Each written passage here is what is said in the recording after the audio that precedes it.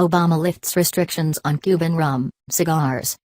Miami, attention U.S. travelers going abroad, you now can bring home all the Cuban rum and cigars you want. The Obama administration announced Friday a new round of executive actions designed to increase trade and travel with the communist island. And this is the one many Americans have been waiting for: no more restrictions on the island's famed rum and cigars.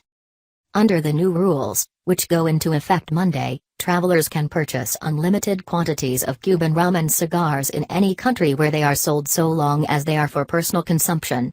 Sorry American couch potatoes, you can't order Cuban rum and cigars online and have them shipped to your home.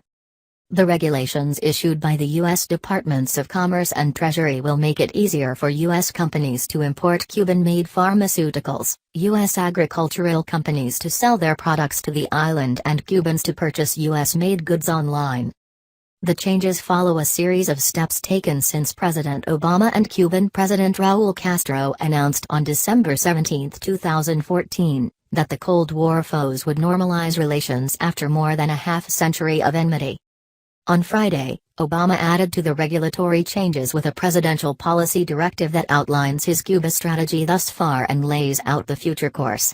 It includes a call for Congress to rescind a 50-year-old economic embargo on the island, something lawmakers have been unwilling to do so long as the Castro regime suppresses political and other freedoms.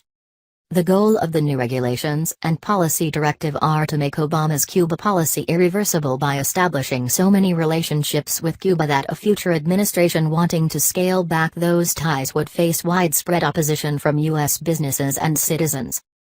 Challenges remain, and very real differences between our governments persist on issues of democracy and human rights, but I believe that engagement is the best way to address those differences and make progress on behalf of our interests and values, Obama said. The progress of the last 2 years, bolstered by today's action, should remind the world of what's possible when we look to the future together. The most noticeable, and likely most welcome, change for most Americans is the removal of the 5-decade ban on Cuban rum and cigars.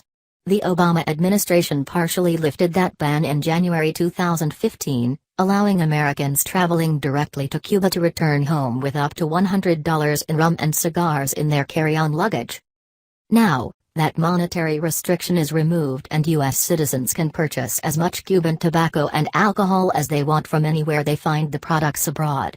That means all those Cuban bottles and boxes at duty-free shops in foreign airports are fair game. The only restriction, according to Treasury, normal limits on duty and tax exemptions will apply.